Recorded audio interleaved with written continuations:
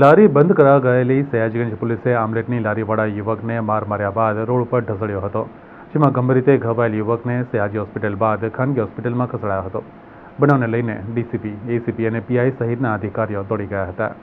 Sayajiganj police ફરી એકવાર વિવાદમાં સપડાઈ છે, જેમાં વેપારીઓ મોડી રાત સુધી લારીઓ ચલાવતા હોય બંધ કરાવવા સયાજીગંજ પોલીસ ગઈ હતી, ત્યારે વેપારીઓમાં દોડધામ મચી ગઈ હતી, જેમાં આમલેટની લારીવાળો યુવક પકડાઈ જતા તેને પોલીસ કર્મચારીઓ દંડાથી માર માર્યા બાદ રોડ પર ઢસડ્યો હતો, જેમાં યુવકને ગંભીર રીતે ઈજા પહોંચતા સારવાર માટે સયાજી હોસ્પિટલ બાદ ખાનગી હોસ્પિટલમાં ખસેડાયો છે.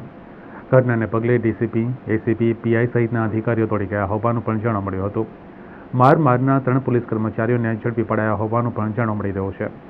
આગામી લોકસભાની ચૂંટણીને લઈને આચારસંહિતાનો અમલ શરૂ થઈ ગયો છે, જેને લઈને પોલીસ દ્વારા વડોદરા શહેરમાં મોડી રાત સુધી ચાલતી લારીઓ બંધ કરાવવા કાર્યવાહી કરતી હોય છે.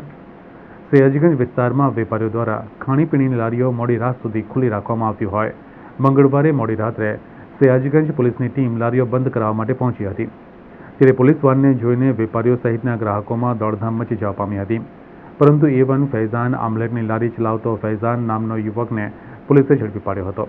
આ પીસીઆરમાં આવેલ પોલીસ કર્મચારીઓએ યુવકને દંડાથી માર માર્યા બાદ રોડ પર પણ ખસેડ્યો હતો, જેના કારણે યુવકને ગંભીર રીતે ઈજા થઈ હતી.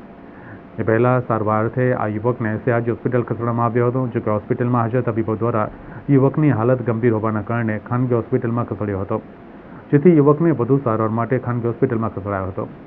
પોલીસ કર્મચારીઓ દ્વારા યુવકને દંડાથી માર માર્યો હોય ઉપરાંત જાણે કોઈ મોટો આરોપી હોય તે રીતના રોડ પર બહેરીમીપૂર્વક ખસેડ્યો હોય, તેને માથામાં 15 જેટલા ટાંકા આવ્યા હોવાનું પણ સૂત્રોમાંથી જાણવા મળી રહ્યું છે. ઘટનાને લઈને ડીસીપી ઝોન 1 જુલી કોઠિયા, એ ડિવિઝન એસીપી ડીજે ચાવડા અને પીઆઈ સહિતનો સ્ટાફ ખાનગી હોસ્પિટલમાં પહોંચી ગયો હતો અને યુવકને માર માર્યાની ઘટનાને પગલે પોલીસ સામે લારી ધારકોમાં ભારે આક્રોશ ફેલાયો છે. ત્યારે યુવકને માર મારનાર 3 પોલીસ કર્મચારીઓને ઝડપી પાડ્યા હોવાનું સૂત્રો પાસેથી જાણવા મળી રહ્યું છે.